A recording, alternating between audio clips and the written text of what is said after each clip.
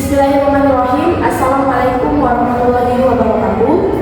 Perkenalkan, kami dari kelompok 2. Saya Elisa Putri selaku ketua dari kelompok 2 dengan NIM 2311031. Saya di sini bersama dengan rekan-rekan kelompok saya yang akan memperkenalkan diri, dimulai dari saudari Leni. Silakan kepada saudari Leni untuk memperkenalkan diri. Baik, perkenalkan nama saya Leni dengan NIM 2311014. Lanjut. Baik, perkenalkan nama saya Dita Amelia dengan NIM 2311013. Perkenalkan nama saya Fani Hartika dengan NIM 2311019. Perkenalkan nama saya Lisa dengan NIM 2311011. Perkenalkan nama saya Fidyatun dengan NIM 2311002. Perkenalkan, nama saya Lisa Saputri dengan NIM 2311002. Perkenalkan nama saya Manila dengan NIM 2311025. Baiklah, kali ini pada video kali ini sebagai bentuk pemenuhan kelompok kami terkait penugasan dari mata kuliah aplikasi pengolahan data kuantitatif dan kualitatif yang diampu oleh dosen kami yaitu Bapak Priyango Karunia Rahman MMSI. Baiklah, langsung saja kita memasuki video pembahasan dari hasil diskusi kelompok 2. Dari tugas pertama yang disampaikan yaitu soal pertama, apakah tindakan mahasiswa tersebut etis? Jelaskan alasan Anda berdasarkan prinsip etika penelitian. Baiklah, berdasarkan lembar kerja mahasiswa yang dibagikan tadi, dari hasil diskusi kelompok 2, kami mendapatkan jawaban-jawaban yang akan kami sampaikan dalam video kali ini. Atas studi kasus yang ada dengan kasus seorang mahasiswa PAI sedang menulis skripsi tentang pengaruh pembelajaran Quran hadis terhadap ahlak siswa. Ia memiliki data kuesioner dari 50 siswa, tetapi 20 diantaranya menunjukkan hasil negatif. Agar hipotesisnya diterima, ia hanya menganalisis 30 data yang positif. Pertanyaan diskusi nomor 1, apakah tindakan mahasiswa tersebut etis? Jelaskan alasan Anda berdasarkan prinsip etika penelitian. Baiklah, pertanyaan nomor 1 kali ini akan dijawab oleh anggota kelompok kami. Kepada rekan saudari Leni, saya persilakan.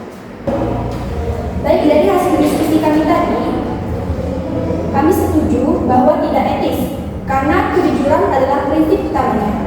Data negatif juga bagian dari realitas yang dilaporkan. Jika hanya data positif, agar hipotesis ditemukan, maka ia memanipulasi hasilnya. Sama saja ia menyembunyikan kebenarannya. Baik, sekian saja yang disampaikan oleh saudari Leni.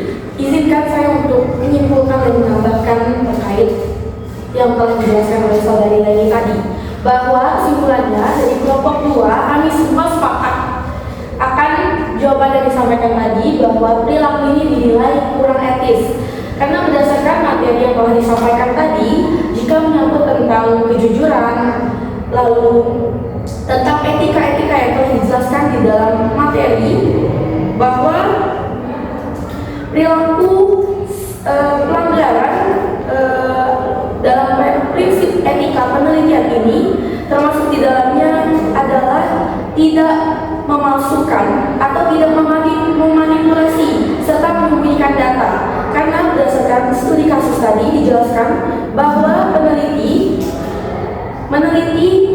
data dari karena dari peneliti tersebut memiliki data kuesioner dari 50 siswa, akan tetapi 20 diantaranya menunjukkan hasil negatif. Agar hipotesisnya diterima, maka peneliti tadi hanya mengambil 30 data yang positif. Namun bukan berarti dari 20 data tersebut dapat dihilangkan atau dibuang secara cuma-cuma. Karena jika kita memikirkan 20 dari data atau sampel tersebut, maka akan merugikan bagi 20 data tersebut jika dihilangkan dan hanya diambil sampel data yang 30 itu saja. Maka kami sepakat di sini untuk menunjukkan etika yang jujur serta adil dalam melakukan proses penelitian, kami di sini sangat menentang perilaku kurang etis yang dilakukan dalam studi kasus yang dilakukan oleh si peneliti ini tersebut. Baik, lanjut ke pertanyaan nomor 2, yaitu apa dampak dari tindakan ini terhadap A. Dunia pendidikan Islam. Dari kami semua sepakat bahwa dan terutama ke pertanyaan nomor 2, apa dampak dari tindakan ini terhadap yang pertama dunia pendidikan agama Islam. Kami semua sepakat bahwa terutama jika melihat dari studi kasus tadi, hal ini tentu bertentangan dengan ajaran moral di agama Islam tentang sifat jujur, lalu menentang keras di dalamnya adalah sifat tidak adil karena ada perilaku atau perilaku bias di dalamnya, yaitu sifatnya tidak objektif lagi sehingga memicu sifat yang subjektif, di mana sifat subjektif ini memicu pada perbuatan atau perilaku yang tidak adil terhadap 20 data yang tidak diambil tadi atau hasilnya dianggap negatif. Dari itu, untuk keberlangsungan bersama serta mengambil manfaat yang baik akan jauh lebih baik ketika sampel data dari 20 orang ini diambil, karena walaupun hasilnya negatif, akan tetapi dampaknya bagi keberlangsungan atau reliabilitas kedepannya yang sifatnya konsisten serta dapat dimanfaatkan prosesnya yang berkelanjutan atau berkesinambungan, maka akan jauh lebih baik jika peneliti tersebut mengambil 20 sampel tadi, karena berdasarkan dari ajaran agama Islam bahwa menjunjung kejujuran serta keadilan merupakan nilai moral yang paling tinggi. Baik, selanjutnya ada kredibilitas peneliti. Apa sih dampaknya bagi kredibilitas peneliti? Tentunya peneliti ini akan dicap sebagai peneliti yang tidak menjunjung tinggi nilai validitas atau tidak kredibel, atau disebut juga dengan seseorang yang tidak objektif karena sifatnya tidak adil, dan peneliti tersebut dicap sebagai seseorang yang subjektif serta hasil penelitiannya bersifat bias atau tidak bersifat apa adanya dan tidak bersifat ideal atau adil berdasarkan hasil penelitian di lapangan tersebut. Serta kredibilitasnya bagi peneliti, bagi hasil penelitiannya maka akan dicap jelek, dan banyak orang yang tidak percaya lagi akan hasil penelitian yang dipublikasikan oleh si peneliti ini tadi. Lalu keberlangsungannya juga untuk peneliti ini selanjutnya, yaitu akan dicap tidak reliable karena tidak mampu mempertanggungjawabkan etika-etika yang ada selama proses penelitian, sehingga bagi para pembaca ataupun bagi orang-orang yang berkeinginan untuk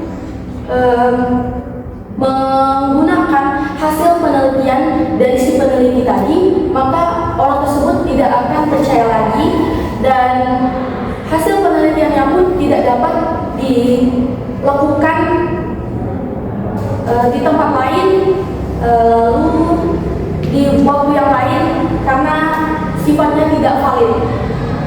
Lanjut, yang terakhir dampaknya bagi kebijakan pembelajaran di sekolah. Tentunya akan berlangsung.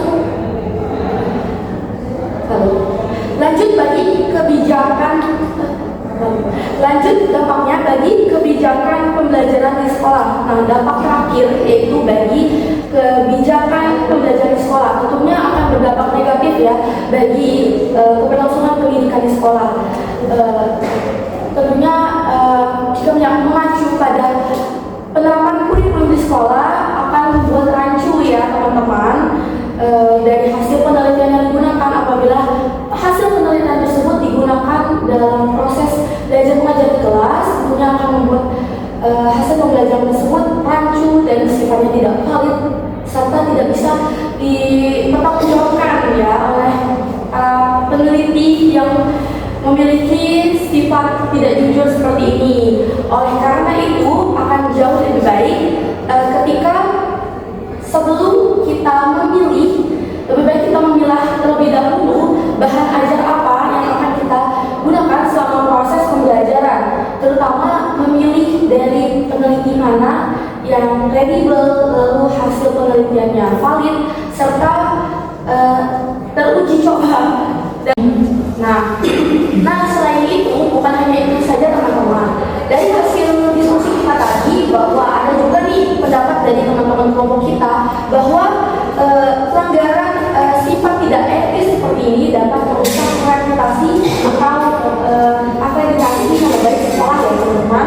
Dan juga hal ini jika masih berlanjut terus-menerus maka akan mengakibatkan dampak negatif yang signifikan seperti diberlakukannya sanksi akademik baik itu bagi si peneliti maupun perguruan tinggi ataupun sivitas akademika yang menggunakan hasil penelitian yang dinilai tidak valid serta tidak kredibel seperti itu ya. Nah, selain itu dengan diberlakukannya terus-menerus hasil penelitiannya seperti ini maka lama-lamaan akan merusak kemajuan ilmiah terutama di negara Republik Indonesia. Lanjut. Nah, lalu apa sih alternatif solusi yang seharusnya dilakukan oleh mahasiswa tersebut? Alternatifnya yaitu bisa melakukan revisi tentunya akan kesalahan-kesalahan yang dilakukan tadi dengan tetap mengambil sampel data yang 20 tadi ya, yang lain disampaikan tadi bahwa seluruh data itu bersifat penting dan kita juga harus jujur serta menjunjung tinggi integritas untuk tentunya hal ini dilakukan untuk mengantisipasi terjadinya penelitian yang sifatnya bias ataupun subjektif ya tentunya. Lalu setelah revisi, tentunya revisi ini dilakukan dengan menunjukkan analisis penelitian ini yang lebih mendalam atau lebih komprehensif untuk menghasilkan hasil penelitian yang lebih baik, yang bisa dipertanggungjawabkan, yang valid dan lalu bisa teruji coba serta dapat dikategorikan penelitian ini sifatnya valid. Nah, lalu apabila si peneliti ini tetap merasa data yang 20 tadi itu keberatan dengan data tersebut, maka peneliti dapat dengan jujur menyampaikan bahwa dengan menjelaskan ya keterbatasan penelitiannya ini. Jadi dari sampel tadi, peneliti tadi dapat menjelaskan apa keterbatasan serta alasan untuk mengikut sertakan sampel data yang 20 tadi dalam penelitiannya, yaitu dari 50 data tadi, tetapi ikut sertakan dengan 30 data yang positif tadi, maka dapat dijelaskan alasannya itu dijelaskan secara dengan landasan teori yang kuat serta dengan alasan yang logis dan paling kuat dan akurat sehingga penelitian ini sifatnya tidak bisa terbantahkan dan jauh lebih baik lagi daripada penelitian yang dilakukan peneliti tanpa memasukkan data yang 20 tadi ke dalam data yang 20 tadi. Baiklah, lanjut ke pertanyaan yang terakhir, yaitu kaitkan kasus ini dengan nilai-nilai Islam dengan menyebutkan satu ayat atau hadis yang relevan. Jawaban ini akan disampaikan oleh rekan kami, yaitu saudari Mahila. Pada saudari Mahila, saya persilakan. Baik, dari hasil yang kami dapat, nilai-nilai Islam kami ambil dari 1-2 ayat yang relevan, yaitu terdapat pada ayat Quran Surah An-Nahl ayat 105, yang dimana dengan sesungguhnya Yang mengada-adakan kebohongan hanyalah orang yang tidak beriman kepada ayat-ayat Allah, dan mereka itulah penolong. Dan ayat yang kedua, di mana yang ayat kedua itu terdapat pada surat Al-Ahzab ayat 70, yang artinya, wahai orang-orang yang beriman, bertakwalah kamu kepada Allah dan ucapkanlah perkataan yang benar. Baik. Terima kasih pada saudari Mahila. Di sini saya sebagai ketua akan menambahkan sedikit jawaban yang telah disampaikan tadi atas pertanyaan nomor 4. Karena di materi tadi juga dicantumkan ya teman-teman, karena kami tadi sepakat bersama untuk menambahkan juga, yaitu Quran Surah Al-Maidah ayat 8 yang mempunyai arti, wahai orang-orang yang beriman, jadilah kamu orang yang benar-benar menegakkan keadilan. Karena dalam kaitannya dengan studi kasus tadi juga berkaitan dengan menjunjung tinggi nilai kejujuran, moral, etika dalam penelitian serta menegakkan keadilan. Karena bagaimanapun data 20 tadi juga berhak mendapatkan haknya untuk digabungkan dengan data yang 30 dari seluruh data yang berjumlah 50 data tersebut. Baiklah, sekian sudah penyampaian jawaban hasil dari diskusi kelompok 2 pada sore hari ini. Kesimpulannya dapat kita simpulkan bersama bahwa dalam penelitian ini, penelitian tidak ada yang sifatnya sempurna ya, saudari Leni. Seperti yang disampaikan tadi bahwa walaupun hasil datanya ini dinilai kurang baik atau negatif, akan tetapi hasil data tersebut juga mempengaruhi pada hasil dari penelitian yang kita lakukan. Maka daripada itu akan jauh lebih baik ketika kita bersifat objektif serta transparan dan jujur dalam melakukan penelitian. Oleh karena itu, nantinya dampak dari penelitian kita ini bersifat valid, lalu kredibel, serta sifatnya reliable dan mampu dipertanggungjawabkan tentunya. Baiklah, saya ketua dari kelompok 2 pamit mundur diri bersama rekan-rekan saya yang hebat kali ini. Kami dari kelompok 2 mengucapkan terima kasih banyak dan mohon maaf apabila ada kekurangan serta kesalahan dalam penyampaian dan pemberian kata. Akhir kata kami akhiri dengan lafaz hamdalah. Alhamdulillahirobbilalamin. Wabillahi taufiq wal hidayah. Wassalamualaikum warahmatullahi wabarakatuh.